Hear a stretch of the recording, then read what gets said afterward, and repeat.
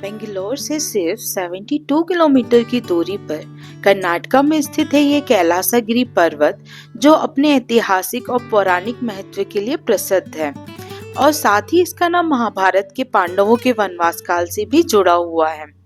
इस पहाड़ी को भीम बकासुर बेटा के नाम से भी जाना जाता है, जो भीम और बकासुर के बीच हुए पौराणिक युद्ध का संदर्भ देता है। हेलो फ्रेंड्स, स्वागत है आपका मेरे YouTube चैनल में। और आज मैं आपको लेके जा रही हूँ कैलासगिरी केव टेम्पल।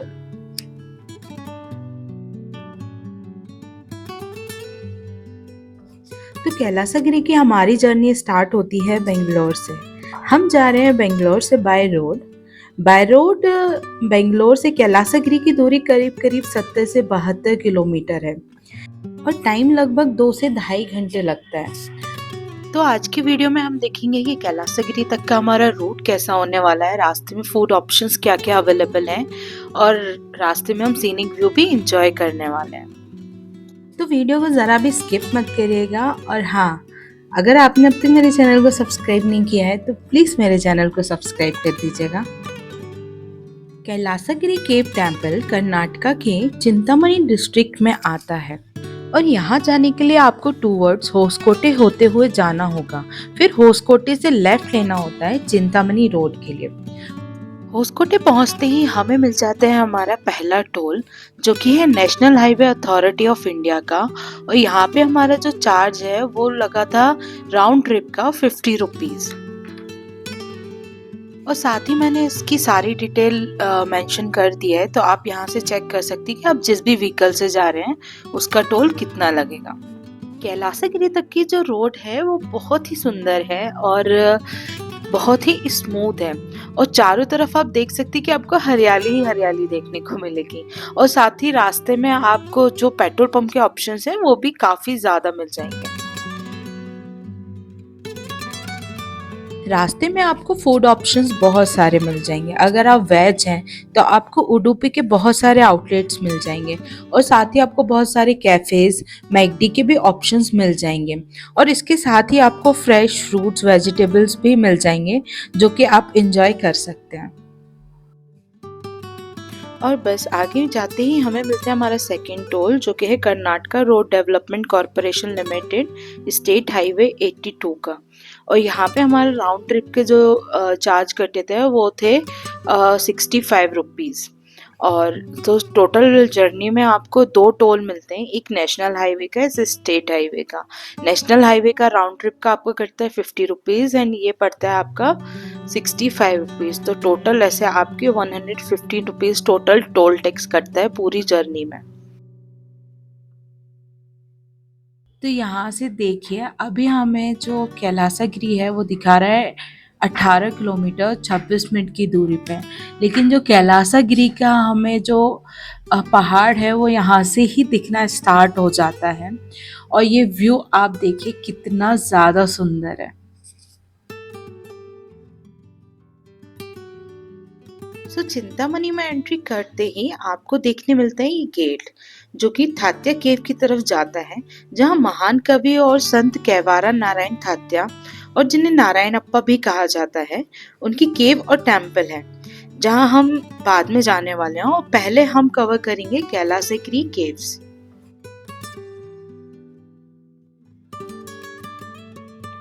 ये जर्नी बहुत ही खूबसूरत थी और ये देखिए हमें आगे चल के देखने को मिलता है मन को मोह लेने वाला दृश्य, पहाड़ों की सुंदरता और प्रकृति की बहार। तो आप अगर वीकेंड पे कहीं प्लान कर रहे हैं तो एक बार कैलासगिरी जरूर आकर देखिए। यहाँ की जो सुंदरता है वो आपका पूरे हफ्ते भर का स्ट्रेस निकाल देगी। तो आगे चलते ही हमें मिलता है एक साइन बोर्ड, जहाँ से हमें लेफ्ट टर्न लेना होता है और यहाँ पे हमें थोड़ा सा 4 से 4.5 किलोमीटर तक का लगभग एक पैच मिलता है, जो कि विलेज एरिया है। तो यहाँ की रोड थोड़ी सी अभी अंडर कंस्ट्रक्शन है, तो आपको थोड़ा सा यहाँ पे ट्रैफिक मिल सकता है क्योंकि रोड काफी सक्रिय है। और आगे चलते ही हमें मिल जाता है कैलासगिरी का पार्किंग स्पेस। पार्किंग स्पेस बहुत ही अच्छा है, लेकिन हाँ थोड़ा सा यहाँ पे आप बंदरों से सावधान रहें क्योंकि यहाँ पे बंदर वगैरह बहुत ज्यादा है। पार्किंग चार्जेस यहाँ पे सिर्फ ओनली 20 रुपीज है मंदिर की कोई भी एंट्री फीस नहीं है और ये स्टार्टिंग में ही आपको पूरा रूट मैप एक दिखा दिया जाता है केव्स तक का।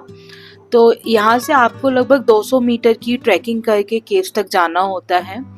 और हाँ, अगेन रास्ते में मैं यही बोलूँगी कि आप थोड़ा सा बंदरों से सावधान रहें, अपना इम्पोर्टेंट सामान मोबाइल वगैरह अपने बैग्स में रखें क्योंकि यहाँ पे बंदर बहुत ज़्यादा हैं।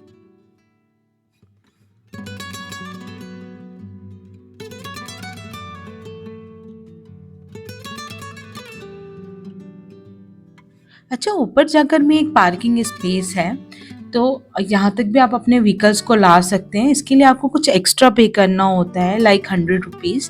तो अगर आपके साथ बच्चे हैं, बुजुर्ग हैं, जिनको चलने में प्रॉब्लम है, तो आप ऊपर तक भी अपने व्हीकल्स को ला सकते हैं। और अगर आप ट्रैक एंजॉय करना चाहते हो तो आप ट्रैक भी एंजॉय कर सकते हैं। और ऊपर पहुंचते ही आपको ऑलमोस्ट 20 स्टेयर्स हैं जिनको चढ़ना होता है और ऊपर आप पहुंच जाते हैं केव पे। ऊपर जाके केव जो देखेंगे आप, तो यहाँ पे बहुत सारी केव्स हैं, लेकिन ओपन जो है वो एक ही गेट है, जो कि ये मेन गेट है, आप सामने देख रहे हैं। तो यहाँ से आपकी मेन एंट्री होती है।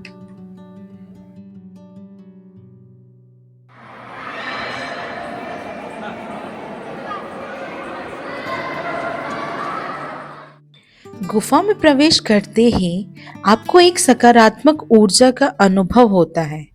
गुफा के अंदर शांति और ऐसा स्थान है जहां बैठकर आप भी थोड़ी देर मेडिटेशन कर सकते हैं।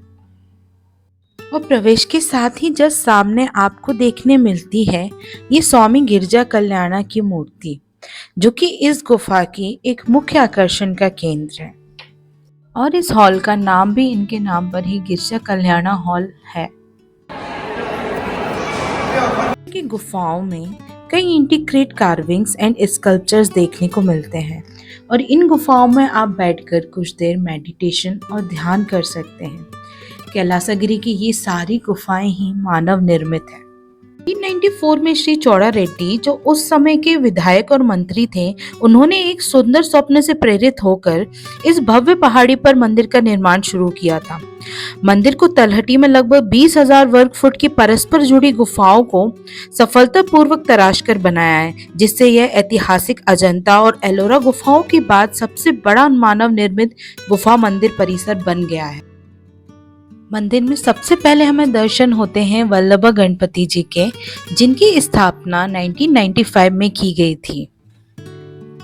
आगे चलकर हमें दर्शन होते हैं चतुर्मुख लिंगा शिवलिंग के।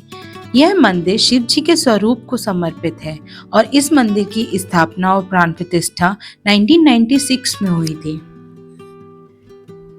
चतुर्मुख लिंगा शिवलिंग के बाद आपको दर्शन होते हैं माता जगदम्बा देवी के। माता जगदम्बा देवी की स्थापना और प्राण प्रतिष्ठा भी 1996 में हुई थी। इसके साथ ही यहाँ पे माता लक्ष्मी और अन्य देवी देवताओं के स्कल्पचर्स भी बने हुए हैं। और बस माता जगदम्बा देवी के दर्शन करके हम एग्जिट कर जाते हैं इन केव से और गुफाओं के बाहर निकलते ही हमें देखने मिलता है एक बहुत ही सुंदर सा व्यू। और यहाँ पे एग्जिट करते ही आपको ये वो गुफाएं देखने मिलती हैं जिनके बारे में मैंने आपको स्टार्टिंग में बताया था, पर ये सारे गेट्स जो हैं गुफाओं के वो अभी बंद हैं और सिर्फ एक ही मेन एंट्रेंस और एक मेन ये एग्जिट इन्होंने ओपन करके रखा है। नीचे आकर कैलासगिरी की तलहटी में प्रसाद वितरण केंद्र भी है, जो यहाँ पर एकमात्र भोजनालय है और जो कि बिल्कुल ही निःशुल्क है।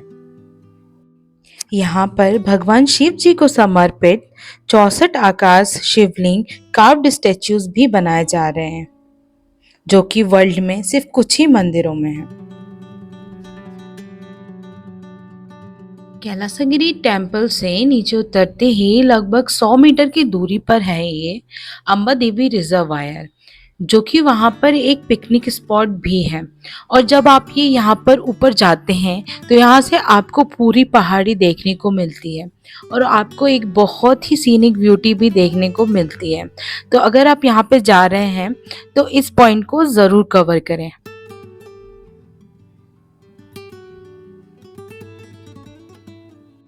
कैलासागिरी की इस सीनिक ब्यूटी को कैप्चर करते हुए बस हम आगे निकले अपनी नेक्स्ट डेस्टिनेशन के लिए, जो कि थी थात्या केव। थात्या केव की दूरी यहाँ से 7.4 किलोमीटर है लगभग, और थात्या केव तक का रास्ता यहाँ से हमें एक विलेज में से लेके जाता है। तो अगर आप साउथ के विलेज ब्यूटी एंजॉय करना चाहते हैं तो वो यहाँ पे आपको देखने को मिलेगी। और इसके साथ ही हमें रास्ते में बहुत ही तेज बारिश भी देखने मिली, जिसने इस रास्ते को और भी खूबसूरत बना दिया था। और फाइनली हम पहुंच गए थात्या केव। यह केव महान संत और कवि कैवारा, जिनको नारायणप्पा भी कहते थे, उनको समर्पित है। इस केव में ही वो यहाँ पर मेडिटेट और ध्यान करते थे। मंदिर बाहर से देखने में बहुत ही खूबसूरत वाइट कलर का मंदिर है। यहाँ पर भी बंदर वगैरह बहुत ज़्यादा हैं, तो आप यहाँ पे अपना सामान वगैरह ध्यान से रखें। और मंदिर में चलिए प्रवेश करते हैं। मंदिर में प्रवेश करने के लिए आपको लगभग 40 से 50 सीढ़ियाँ चढ़नी होती हैं, और चढ़ते हुए ये बहुत ही खूबसूरत से नज़ारे आपको नीचे को दिखते हैं। नीचे आपको पूरी वैली दिखती है जहाँ से हम अभी आए हुए हैं। और ये सीढ़ियाँ जो हैं, इनके साथ साथ ही जो ऋषि थे उनकी जो स्टैचूज़ हैं वो भी बने हुए हैं। कैवारा बहुत ही प्रसिद्ध कवि थे जो कन्नड़ा में लिखते थे, और वो यहाँ पर ही वो गुफा है जहाँ पर वो अपनी जो साधना है वो किया करते थे। तो ऊपर जाते ही हमें बहुत ही सुंदर सा नज़ारा देखने को मिलता है, और जब हम मंदिर में प्रवेश करते हैं तो हमें पता लगता है कि यहाँ पे अभी जो कंस्ट्रक्शन का काम है अंदर मंदिर का, वो अभी चल रहा है। तो यहाँ पे हमें आगे जाके देखा कि यहाँ पे नरसिंह भगवान और माता लक्ष्मी की जो मूर्ति है वो भी यहाँ पे आ चुकी हैं, और उनका भी यहाँ पे मंदिर बन रहा है। तो ये देखिए, ये जो मंदिर में मूर्ति स्थापना होनी है वो यही मूर्तियां हैं। और साथ ही अगर आप मंदिर में कुछ दान करना चाहते हैं तो उसके लिए वहाँ पे स्कैनर था, तो अगर आप करना चाहते हैं तो आप इस पे कर सकते हैं। मंदिर से निकलते ही लेफ्ट साइड पर आपको एक केव का रास्ता दिखता है। यहाँ पे कैमरा ले जाना अलाउ नहीं था, लेकिन वहाँ पर एक पंडित जी थे और उन्होंने बताया कि एक्चुअल में वही केव है जहाँ पर कैवारा ऋषि तपस्या किया करते थे। और यहाँ पर एक स्वयंभू नरसिंह भगवान की प्रतिमा भी है। तो मैंने तो ऐसे बहुत से मंदिर देखे हैं, घूमे हैं, लेकिन मैंने कभी भी स्वयंभू नरसिंह भगवान के दर्शन नहीं किए थे। तो अगर आप भी स्वयंभू नरसिंह भगवान के दर्शन करना चाहते हैं तो आप थात्या केव टेम्पल आ सकते हैं। और कैलासागिरी की हमारी यात्रा बस यहीं पे समाप्त होती है। कैलासागिरी पौराणिक कथाओं, आध्यात्मिक महत्व, साधना, ऐतिहासिक साक्ष्यों का मिश्रण प्रस्तुत करती है। तो अगर आप भी इतिहास और अध्यात्म में रुचि रखते हैं तो एक बार यहाँ पर ज़रूर आएं। और आपको अगर वीडियो अच्छा लगा है तो वीडियो को लाइक करें, चैनल को सब्सक्राइब करें और ज़्यादा से ज़्यादा अपने फैमिली और फ्रेंड्स में शेयर करें। तो मिलते हैं जल्दी एक नए वीडियो के साथ। तब तक के लिए टेक केयर। जय श्री राम।